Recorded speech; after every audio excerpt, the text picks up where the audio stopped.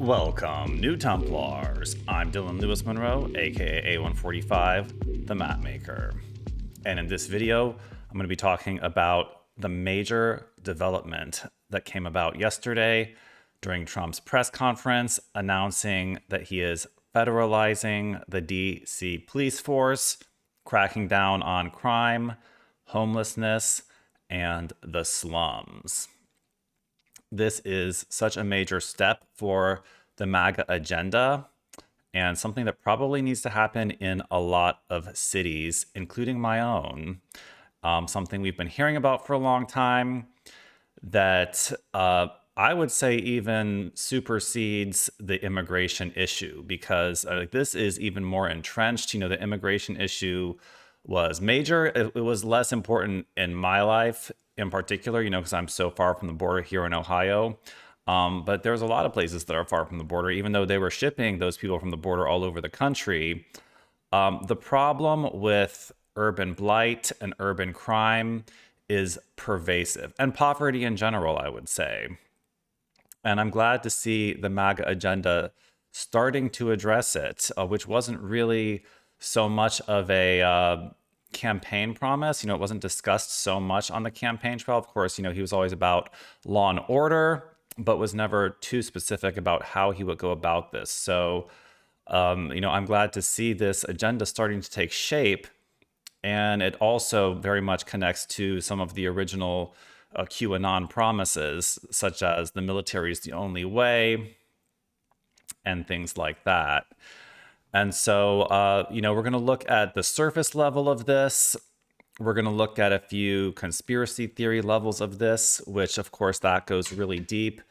And then in this video, I'm going to look a little bit at the history once again of, you could call it the war on poverty or Section 8 housing or poverty in general in this country, American ghettos, and how they have developed over the years, who's been responsible for them. And I don't have the solution necessarily of how to, you know, end poverty and end the urban blight, but it's something that I've been doing a really deep dive on recently, especially even in my personal life, you know, since moving my warehouse to this part of Cincinnati that is way less affluent. I thought it was more industrial, and I have found myself in one of the most dangerous, or next door to one of the most dangerous neighborhoods in Cincinnati. And so I've been looking into this personally, and it's obviously taken a more of a center stage in the national media recently with the violent mob beatdown in Cincinnati. And, you know, we're having these same problems in a lot of cities. You know, it's like when the problem comes to your back door is when you start paying attention to it. And, you know, this has already been a problem, big problem in a lot of different cities. You know, Chicago comes to mind first, where we just hear, you know, every weekend, every holiday is like a massacre within some of these lower income communities. And I think it's time to start really thinking about this and talking about it and addressing it. And that seems to be what Trump is beginning to do in Washington, D.C., which he claims had one of the highest violent crime rates in the country. Now, I still would like to seriously compare that to some other cities like Chicago. However, you know, it's hard to even get accurate statistics on some of these things because the Democrats running these cities are manipulating statistics and sugarcoating the facts to look like they're doing a better job than they are at maintaining law and order, when a lot of these places are completely out of control, and also looking into whether this is the fault of the elected officials or the police department or the judicial system is a big part of this issue as well. And so We're going to be looking at all of it and looking at the origins and, the causes and, beginning the discussion on, what should be done to correct these issues because, the mainstream media is wasting no time in, calling Trump a tyrant and, saying that he's building a police state, which we'll look at some of these headlines in a minute here. But, sometimes aggressive solutions are required that may at times be morally questionable for the greater end. You got to crack a few eggs to make the omelet to have a successful country. And so, it has been done in other countries. And I think America may have been a little bit faulty in our approach for a good, the past 70 years or so or more, I would say. So let's begin the slideshow. It's all going to be all about this Trump press conference in the beginning here. It's Trump to place DC police under federal control and deploy the National Guard. It would clear the city of homeless people and crack down on crime. So we're going to dissect all of this here. And this press conference was essentially the explanation for two presidential actions that I believe he signed earlier in the day. This is the first one, declaring a crime emergency in the District of Columbia. And now I'm not going to read through this whole thing or really any of it because a lot of this is what was discussed in the press conference. And I am going to go over the main points in the press conference. But this first one was an executive order. And this second one was a presidential memorandum to the Secretary of Defense, Pete Hegseth. And the second one was restoring law and order in the District of Columbia. So just to put this up, since we'll be talking about the press conference for a minute here, I would really recommend everyone watch this press conference, the entire thing. It was a fairly long one. It's one of the most historic ones I would say that he has done. There wasn't too much of an announcement when we deployed the National Guard in LA, last month or whatever it was, in response to the ICE riots, which looked like things were starting to get kicked off in a very George Floyd-esque manner and seemed to get shut down pretty rapidly nationwide. And he's very much emphasizing how this action he's taking in DC will be rapid response. Like, this is not going to be a extended, prolonged, multi-year, slow, not really getting anything done crackdown on this crime and homelessness, but it will be like a blitzkrieg, no pun intended, for Orange Hitler, but it will be a very rapid, he says, like the border was shut down with his coming into office, gone from total uncontrolled immigration to essentially zero illegal immigration is what he's claiming. And he claims that this will be just as rapid in DC with the transformation we're about to see. So that is pretty exciting for everyone who favors law and order to crime and, street killings and carjackings and muggings with no punishments. So the big quote from this press conference, which was very early on in the opening statement, was that Trump said, "I'm announcing historic action to rescue our nation's capital from crime, bloodshed, bedlam, squalor, and worse. This is Liberation Day for DC, and we're going to take our capital back."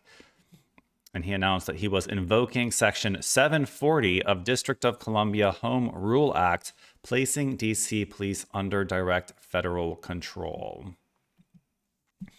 And now the way he's done this has been very meticulous in order to have this not be able to be blocked legally. I think they have sorted out that this is a legal action. This is not a tyrannical taking more authority than he's granted. The president is in charge of protecting the country. And at least his team believes that this is within their scope of authority. They've cited this specific Section 740.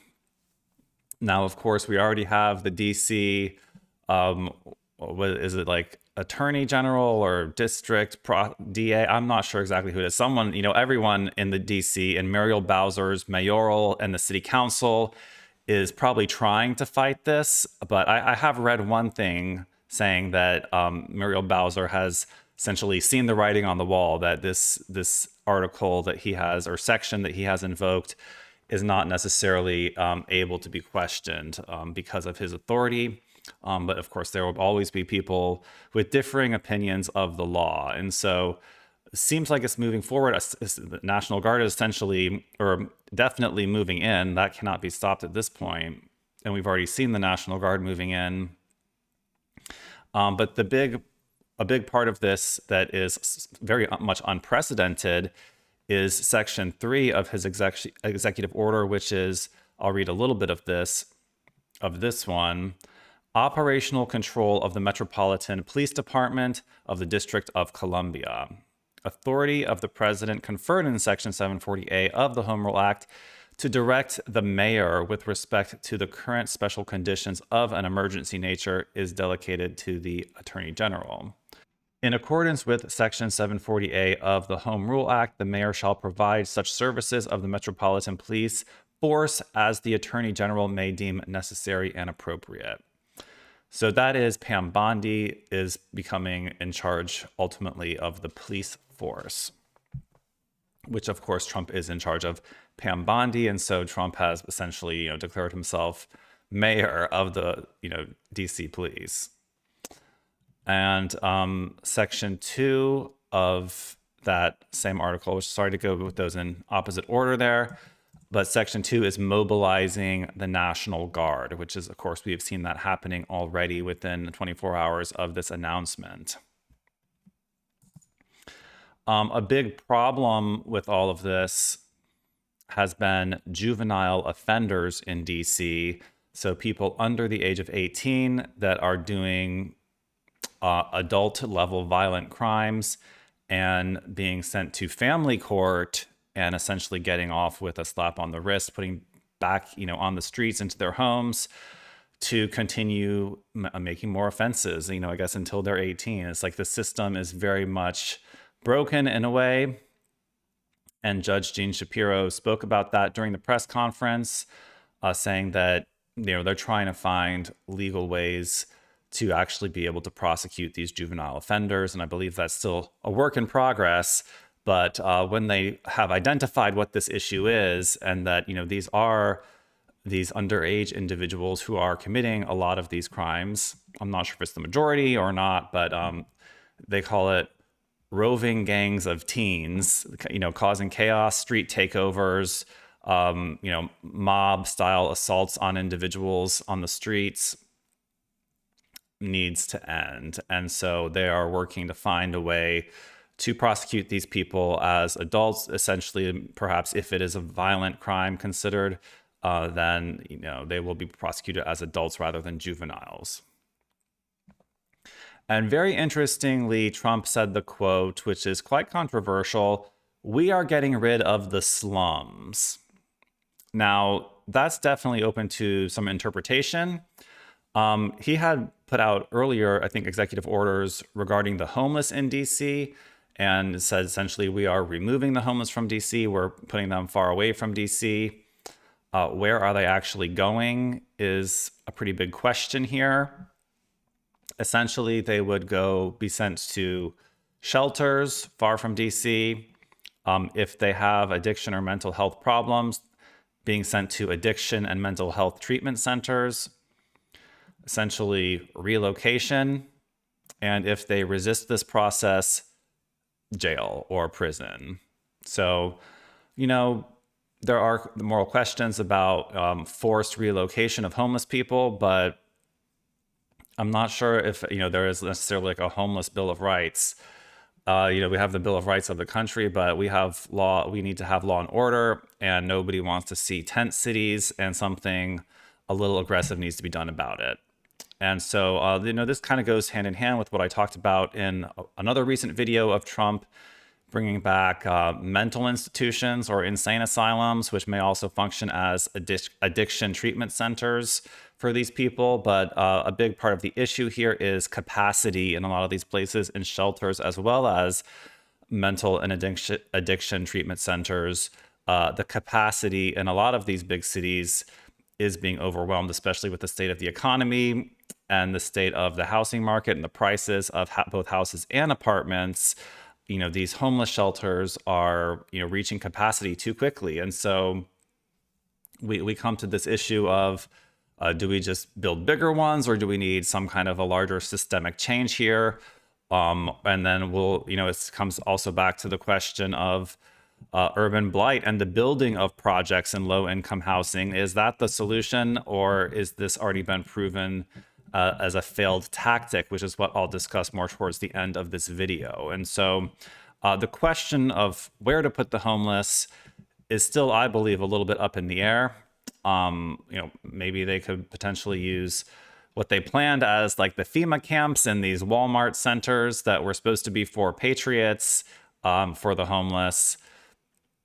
Maybe they could use some kind of a higher technology to rehabilitate these people faster, or invent a whole new type of a program to get these people back to being self-sufficient in a more rapid manner. But it's something I think that, we should be monitoring, not just saying, get these people out of sight, out of mind, feed them to alligators, but to, be checking in to see that they are being treated humanely, because even, if they have addictions or not, they are still U.S. citizens, and, they do have some rights that need to be respected, like basic human rights. But at the same time, we need to maintain law and order on our streets. And so it's definitely sticky territory. And obviously the left is going to be saying that he's doing it all wrong. But look at what the left has done. It's just as inhumane to have our cities be overrun with tent villages like Skid Row, which is putting, upstanding citizens at risk, and perpetuating these people's addictions and having them live inhumane lifestyle anyways. And so we just have to make sure that the solution is not worse than the problem. But I'm fairly confident that Trump, being a luxury real estate developer, will be able to come up with something. As well as, this is going to be a big part of RFK's involvement as well, with the HHS, Health and Human Services, essentially being responsible for and financing a lot of these shelters and treatment centers, as well as HUD, housing urban development. But the statement, we're getting rid of the slums, even goes beyond, I think, anything that's really been discussed in detail publicly of what this administration's plan is. But I believe that that is an essential objective. If we're going into a golden age, we cannot have ghettos occupying, a quarter of every major American city. It just is incompatible. And so what do we do with them is something that we're going to be discussing throughout this video. And like when he says we're getting rid of the slums, like he's certainly not going to be evicting everyone in Section 8 housing in DC, I don't think, in the short term. I mean, that will be eliciting a much greater outcry from the left. But certainly there is panic in the slums of DC, I would say. Well, if they've even, like, most of these people aren't really paying attention to the news or even press conferences. And I've even seen some footage of the National Guard going around and sort of breaking the news to some of these people who like to sit on their front stoops smoking weed. Not a job I would want to do, and kudos to the bravery of those people. But there needs to be, there definitely needs to be a strategy. I think there is a strategy, but they're focusing on the violent criminals first and the homeless. And I think ultimately, like, there may be a longer term plan for, I don't know if you want to call it redevelopment or relocation or improvement of the lowest income, like the ghettos. So, and it's a big problem in DC, Baltimore, Chicago. Pretty much every major city has a prolific amount of ghettos. And, those are the people that are committing a lot of the crime in the city, the burglaries, the murders, the carjackings. And it's been on the increase, it's definitely since 2020. And the somewhat economic downturn, it's hurt low income communities probably even more than the affluent communities. Like we've been seeing, the poor get poorer the middle class get poorer and the rich get richer. The 1% becomes the 0.1%, which seems to be a dominant trend throughout the US. And that really needs to be reversed if we're going to really have a golden age. And so I think we're kind of starting a conversation about that. And, Trump's taking the heat for some of these more aggressive tactics to try to change our country and increase prosperity. But we need to make sure we do this in a way that's respectful of all human rights, I would say, but also that's not handcuffed into just perpetuating the system as it is. Because as I'll discuss in this video later on, the current system, the current plan has completely not worked. And we're essentially on phase 2 of trying the same thing twice, knowing it's not going to work. And there may even be ulterior objectives in why it hasn't worked.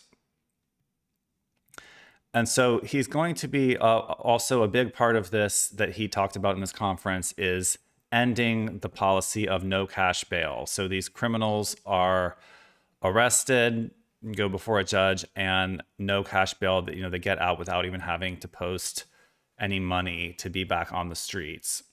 And then they commit more crimes when they're out on bail, like what we saw in Cincinnati. So that was said to be a central part of the problem. And so, they're really looking at all aspects of this. That's really more the judicial aspect of, releasing people on no cash bail. So that has to end as well. And articles are already talking about that Trump is warning Democrat-led cities after federalizing the DC police that Chicago may be one of the next targets for federal takeover.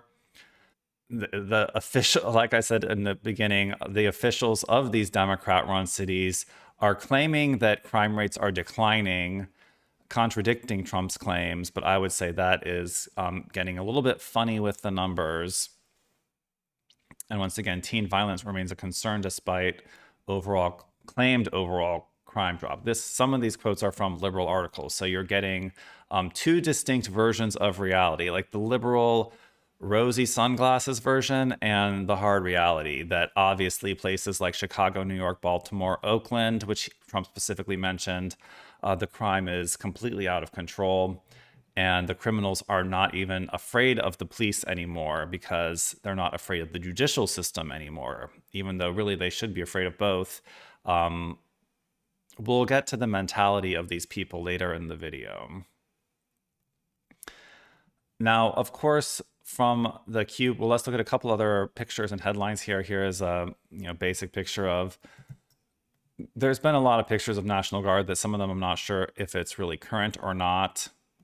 But this is National Guard in DC currently. This was the homepage of Drudge Report today, of course, as fear-mongering and TDS as you can get. Trump building a police state, watch and monitor citizens, widespread discontent among National Guards, yeah, right. Pentagon plans, reaction force. So we have some interesting tweets from Observing Consciousness, getting a little more into the conspiratorial perspective on this. Questioning, is Trump not just going after homelessness and criminals, but could this be installing his chess pieces in the right positions, such as the National Guard and, taking control of the police in order to do some, what we consider Q military actions, such as arresting more high profile cabal operatives, namely Obama, Hillary Clinton, the whole Obama team that was responsible for Russiagate. Could these military, National Guard, and police be being put in place to prevent riots that arise when some of these high-profile arrests are announced? I would say is a very good possibility. And they could even be being put in place to actually carry out those arrests themselves. Or, say, prevent deep state elements of these different forces, from the police to the National Guard to the military, from attempting to prevent some of these high profile arrests from happening.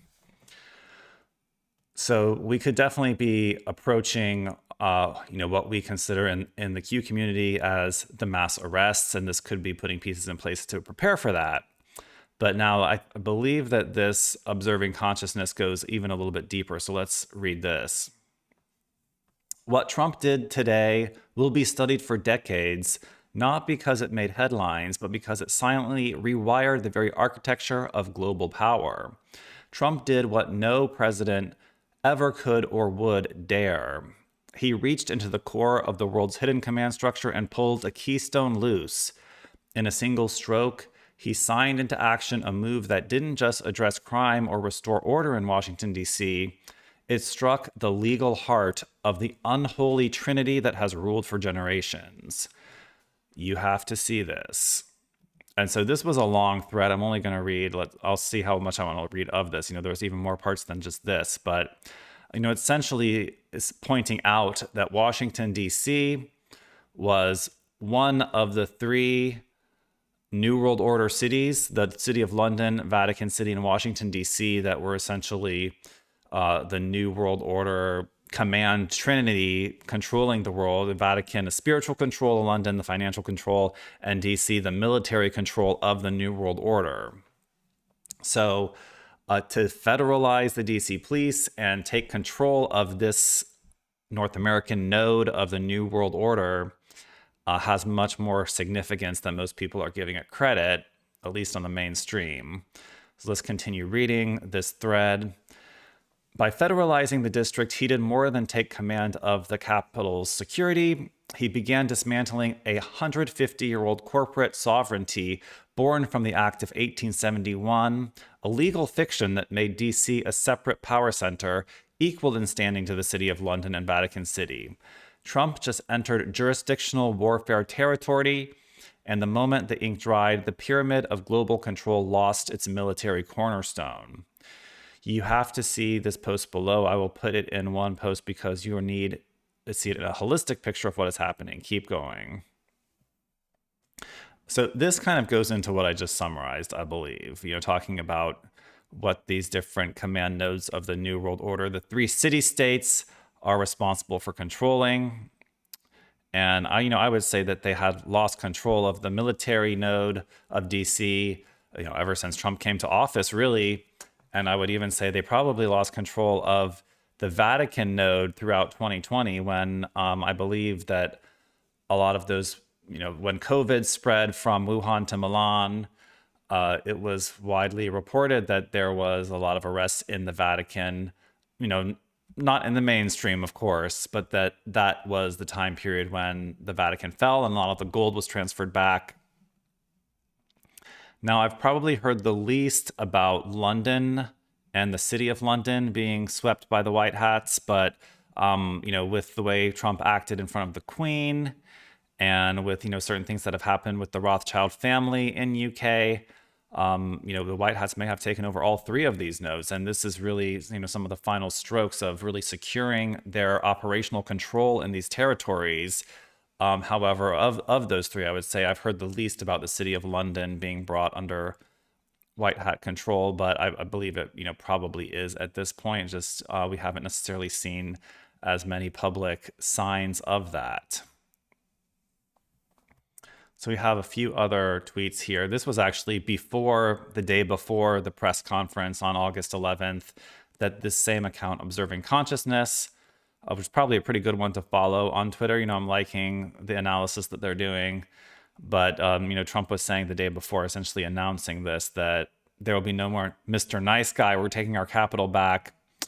And so, he delivered on that promise the very next day.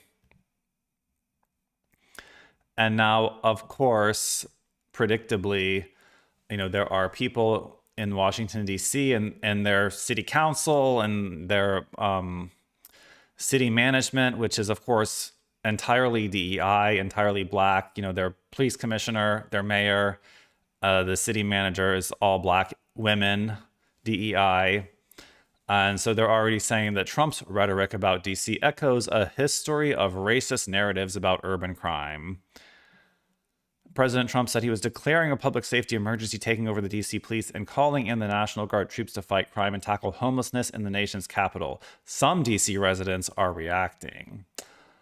It's like, you could save the world from end all crime, end cancer, save the world, and the liberals and the black DEI people that have been installed by the New World Order to run these cities will be screaming at the top of their lungs. So, tyrant, fascist, orange Hitler. So that kind of concludes everything I have about the actual press conference from yesterday. We'll obviously keep monitoring this. If there's any major developments, we'll be reporting them in in our subsequent videos.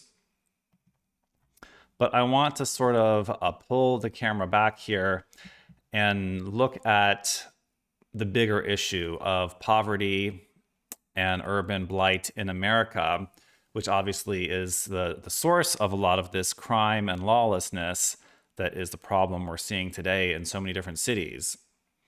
So I have been researching this a lot, both on the ground and in videos and discussions with AI and looking into history a lot. It's kind of become a little side obsession of mine, to be honest. And so I want to get through some of this history, starting with just a few definitions and starting with what is urban blight. Urban blight refers to the deterioration and decay of urban areas characterized by abandoned buildings, vacant lots, high crime rates, and economic decline. It often manifests as dilapidated infrastructure, neglected properties, and a lack of investment and maintenance, leading to a cycle of disinvestment and social issues. Common signs include boarded up homes, overgrown lots, graffiti, and reduced public services. It typically arises from factors like population loss, deindustrialization, suburbanization, or systemic issues such as poverty and redlining. Blight can erode community cohesion and property values while fostering unsafe environments. Efforts to combat it include urban renewal, community development programs, and revitalization projects aimed at restoring economic and social viability. The expression "from the wrong side of the tracks" refers to someone coming from a less affluent, less desirable, or socially disadvantaged area, often implying lower socioeconomic status or a rougher background. It originates from the literal division of towns by railroad tracks, where one side was typically wealthier and the other poorer or less reputable.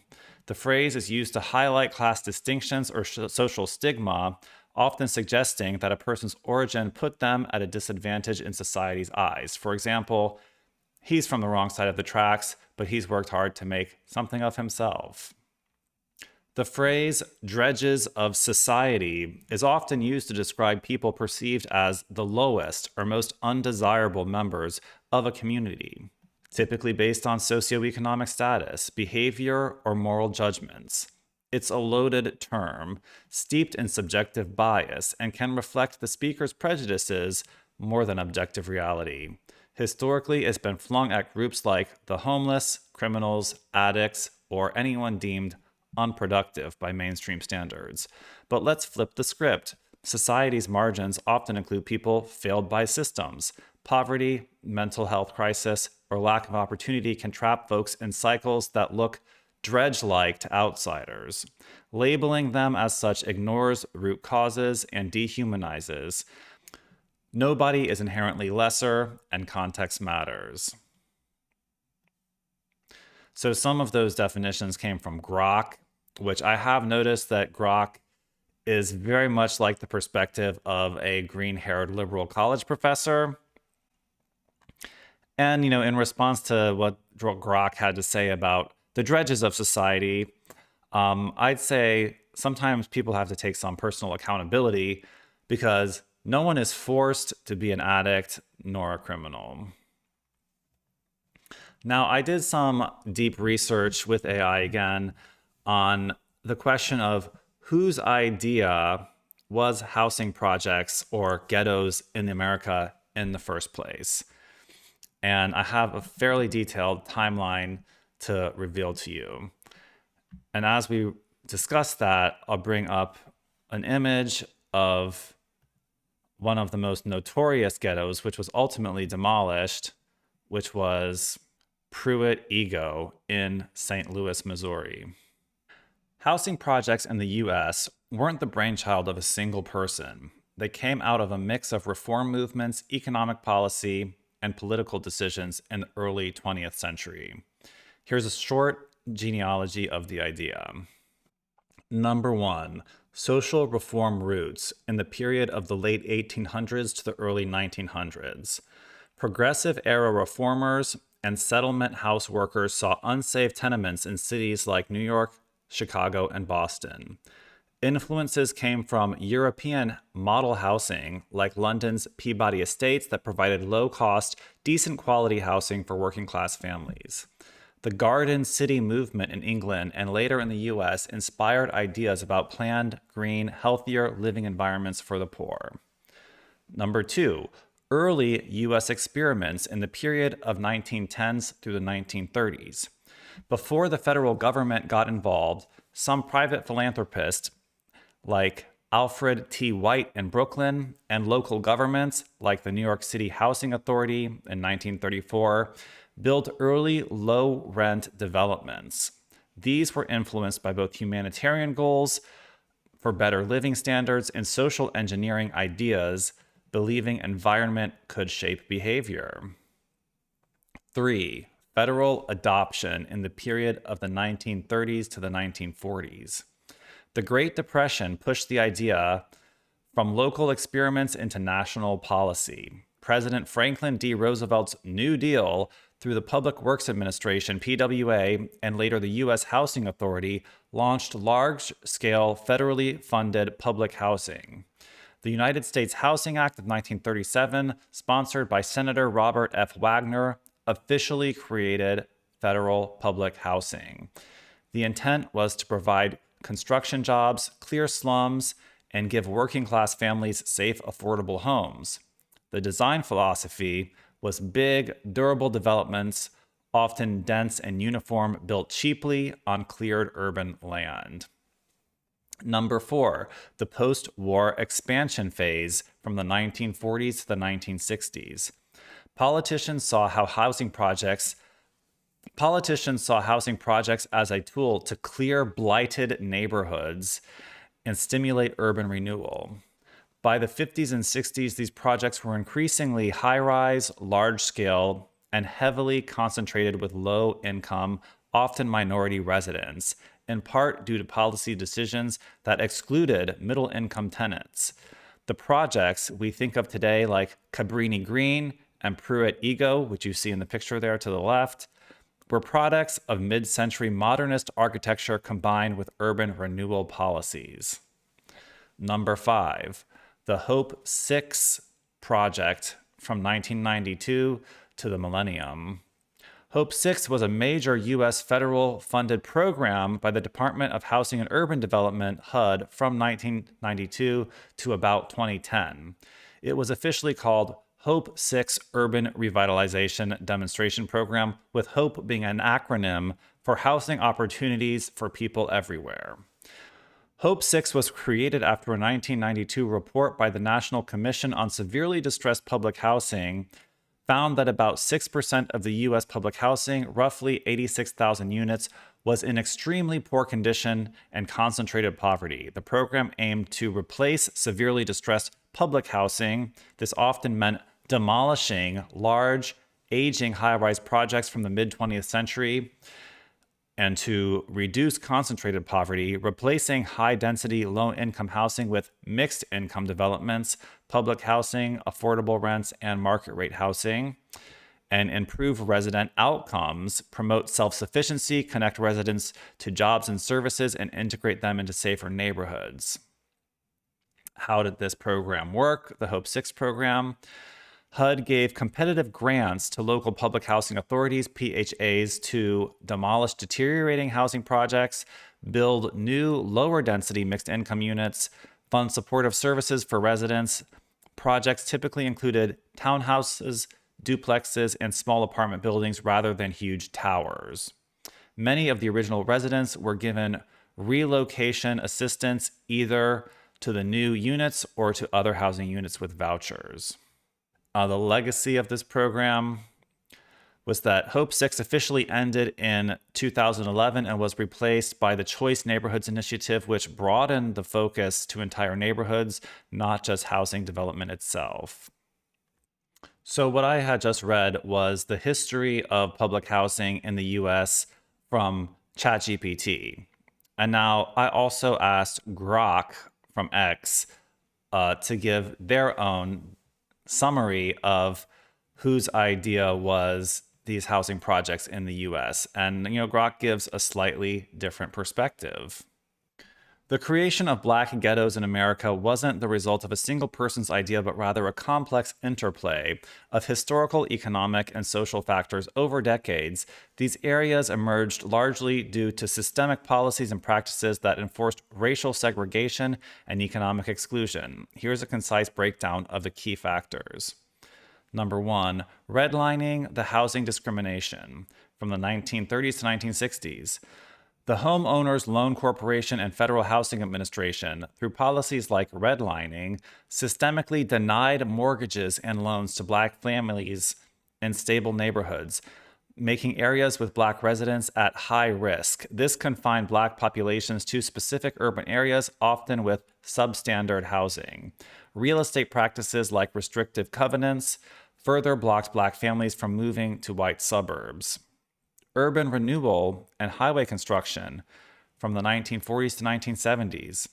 Federal and local government initiatives, often dubbed urban renewal, demolished thriving black neighborhoods to make way for highways or public housing projects. I'm not sure if thriving would really be the correct word there. Like I said, these AIs like to paint, like to wear the rosy glasses for a lot of these perspectives on low income and racial issues.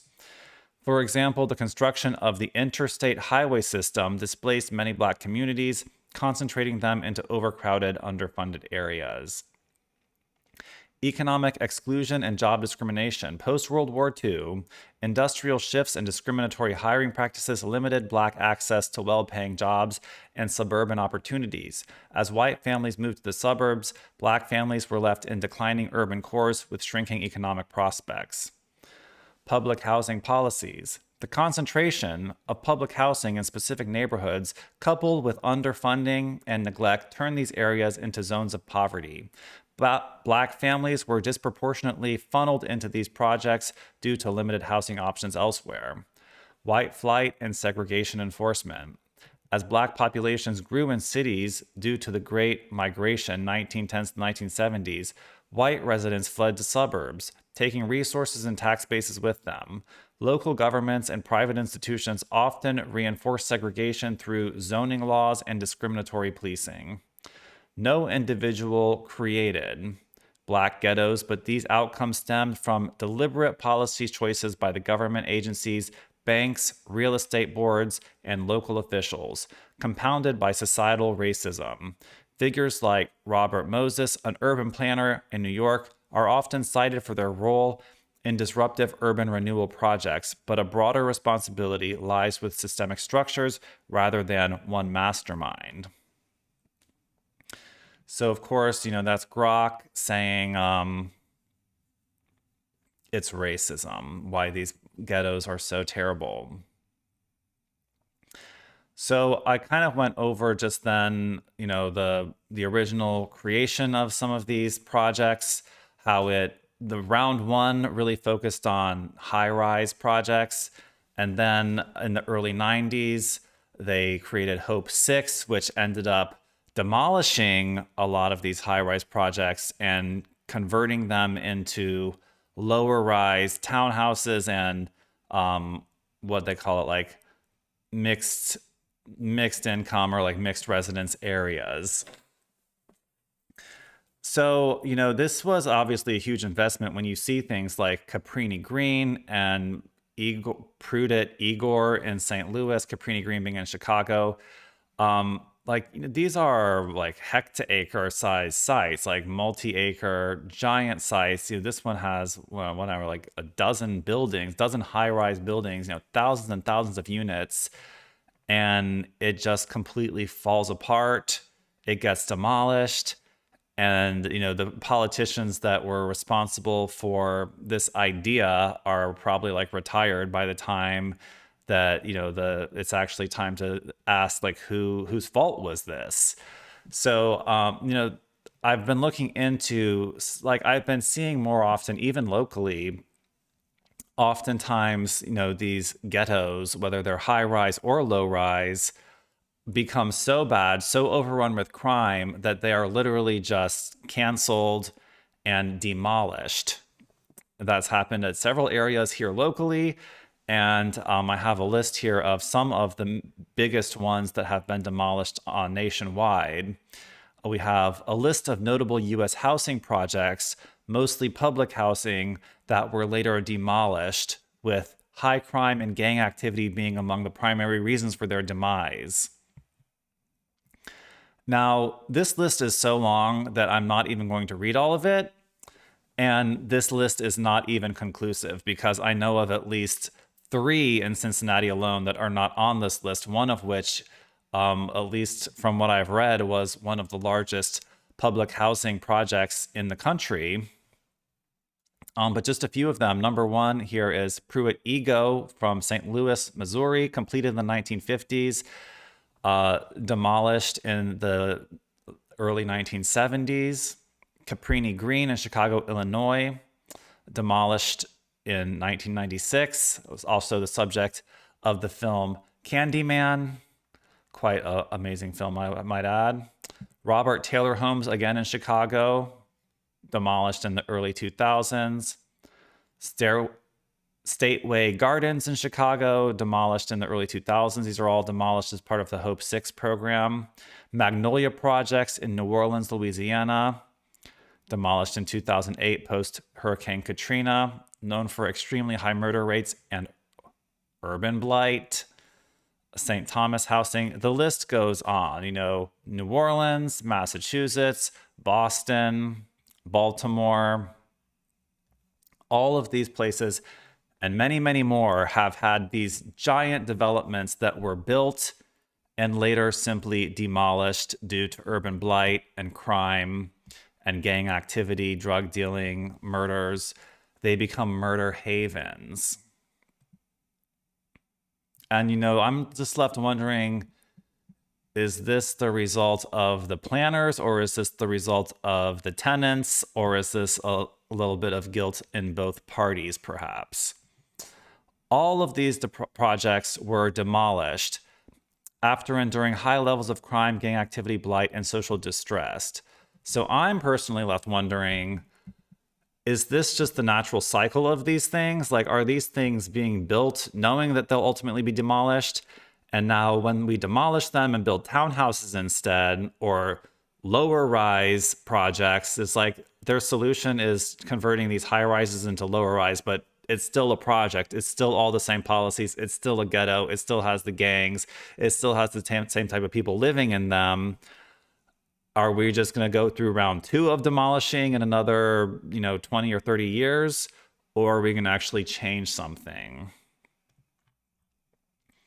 So I've been looking into this even more deeply, and I found a YouTube channel called NaShan Clay on YouTube. And we're going to link this in the description, but she is someone who is from the projects in Indiana, I believe Indianapolis, and she has been going into these projects and interviewing people in different cities to get the insider perspective. And she seems like someone who is trying to do something right, trying to shine a light on, the blight of these urban areas. And essentially, part of her theory in everything that she has observed and studied and has really, gone from city to city and has really noted that it's very much the exact same mindset, problems, even, architectural features. It's essentially the same model in all these different cities. It's not that much different from, Chicago to New York or anywhere. It's like you're seeing the exact same problems, the same type of people. It's one problem, throughout the entire country essentially. And so, if we could find a way to fix it in one city, we could probably find a way to fix it in all cities, but it's going to take a creative solution. And just trying to understand the mindset of these people who are actually living in these types of projects. She's going around interviewing them, spending all day with them, interviewing essentially the people that are hanging around these places on the streets, because a lot of them aren't necessarily working. I believe probably a lot of them are on welfare. A lot of them are on food stamps. A lot of them have subsidized housing. So it's like, so I've watched like two of these like hour-long videos of interviewing these people in these areas, and the things that they are saying are not necessarily helping their cause. They essentially hang around all day, loitering aimlessly and drinking alcohol, possibly robo-tripping. I'm not exactly sure what he was drinking, and smoking weed all day. At one point, they say that there are not enough basketball courts in their ghetto, and so therefore they have nothing to do other than shoot and kill each other. They say that if one person starts doing better than the other people in the ghetto and gets more successful than the others, then the others get jealous and kill or rob that person who was doing better. They say that books are boring and they prefer simply entertainment than actually learning. They believe that they are living in a state of trench warfare and that their duty in life is to post up on these street corners and essentially just hang around, waiting to steal cars and kill people. The latest news in all of this is that the Trump administration is pushing for 2-year limit on Section 8 vouchers of public housing. We have one other story we have a picture for, and then I'll leave you with some final comments. But the latest from Texas and the gerrymandering efforts that I talked about in my previous video says that despite the Texas Democrats' efforts, the Texas Senate has passed the new congressional maps for the U.S. House and have eliminated 5 Democrat seats. Tired of winning yet? And that includes the seat of 𝕯𝖚𝖚 Crockett. So that is a big win for Texas. But we still have some big issues to address nationwide with poverty, with ghettos, with urban blight, and with Democrats running all these cities, and DEI, and judges letting people off. And, I really want to get to the core of this. Is this a problem with the government and how they have set up these homes? Did they set them up for failure? I'm not sure if I mentioned it actually when I was talking about NaShan Clay and her theory on these ghettos, from having explored several of them, is that this system was set up on purpose by the government, not to allow these people to have somewhere to live in like a crisis time in their life to eventually get out of the ghetto, but that the system was set up on purpose to funnel these low-income Black people into the prison system, essentially for free labor to continue the practice of slavery, essentially. Like I said earlier in the video, no one is forced to do drugs. No one is forced to do crime, to murder, to hijack cars. It seems like there's a mentality in these ghettos of just simply like not wanting to do the hard work, like never having been forced to sit down and do something that they don't want to do. They seem to have an opinion that everything you do in life should be like for the sake of entertainment, should be something you like to do. Which, is not the way that I was raised. I was raised like you do your homework, like you suck it up, you read the book that don't necessarily love. I still don't love reading myself, but I get information in all different types of ways. I don't mind reading articles. Just like for some reason, when I'm reading a long book, like it puts me to sleep. But there is certainly some kind of a disconnect in these projects of some very core features of like a civilized society. They don't pick up the trash. I mean, I guess when it's not your house, you're not necessarily responsible for the yard, but like these people kind of like trash everything. And certainly these high-rise projects from the mid 20th century were designed cheaply. A lot of things broke in them. Sometimes it's like heartbreaking stories of, this like the winter, like the pipes broke, and this it's like the landlord's essentially responsible partially, but it's the landlord and the tenants is both part of the problem. I'm just going to leave it at that. And so, like I said in the beginning, I do not have the solution quite yet. I think probably the Trump administration and maybe even some advanced AI algorithms are trying to work out what is the best thing to do with these people. But from seeing, the mindset of these people from the NaShan Clay videos, they're going to be hard to salvage. Like, I'm just saying, like, they have not been raised properly to understand, to have a work ethic. They say there's no work for these people, but it's like if the suburbs are expanding, like there's always like blue collar jobs, even, home service jobs. There's jobs all the time. It's just a matter of whether you want to put in the work to be qualified to do these jobs. Even if you can't afford to go to college, there's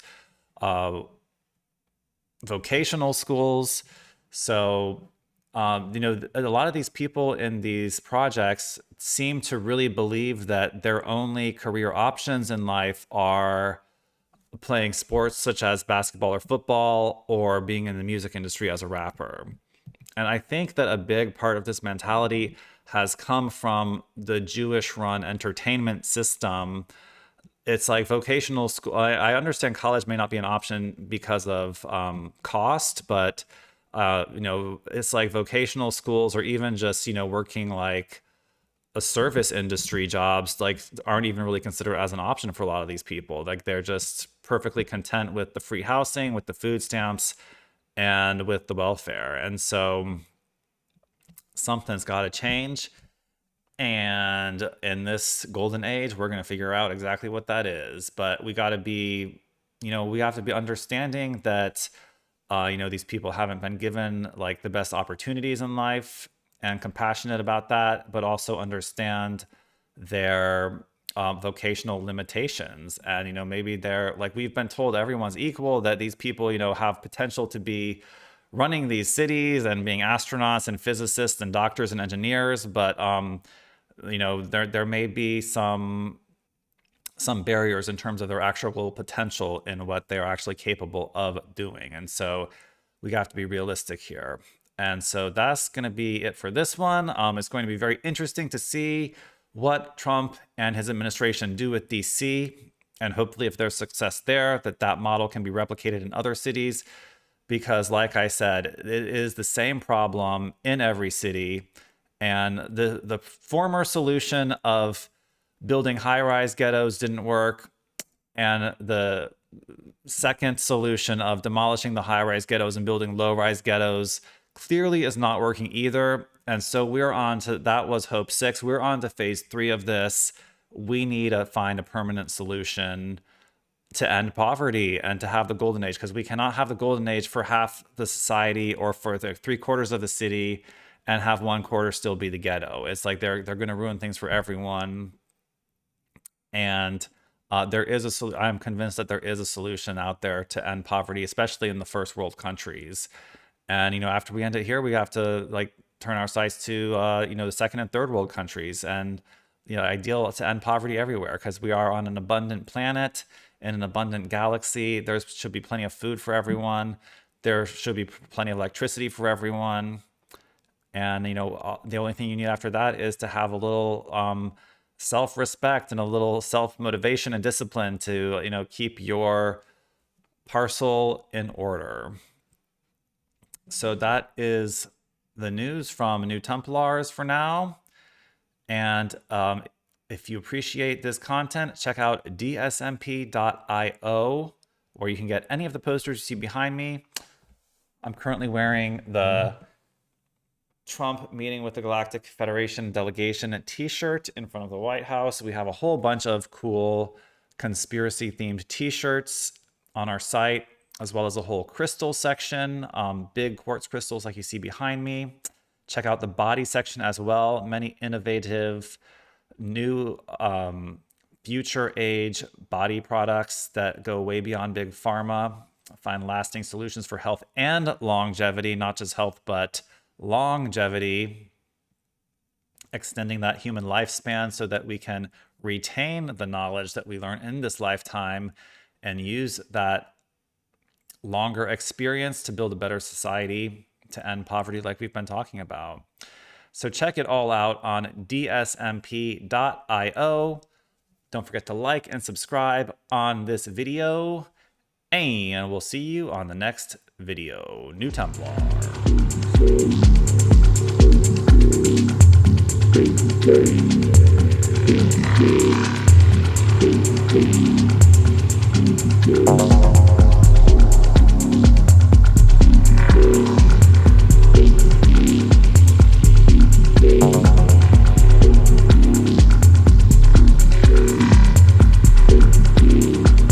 He could have undermined the messaging so much that he can actually control exactly what people think. You've been living in the dream world, Neo. This is the world as it exists today.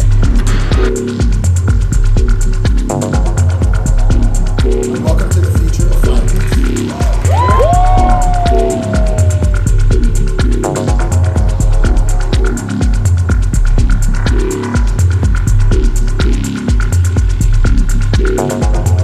Our movement is about replacing a failed and corrupt political establishment with a new government controlled by you, the American people.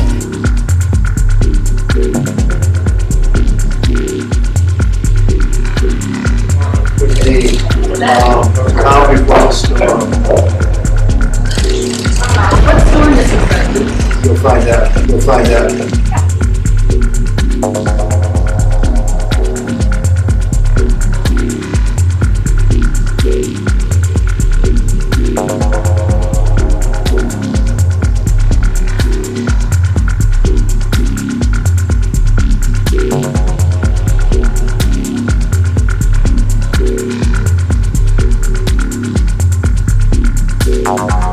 Just now we saw a black triangular craft fly just right through those two mountains.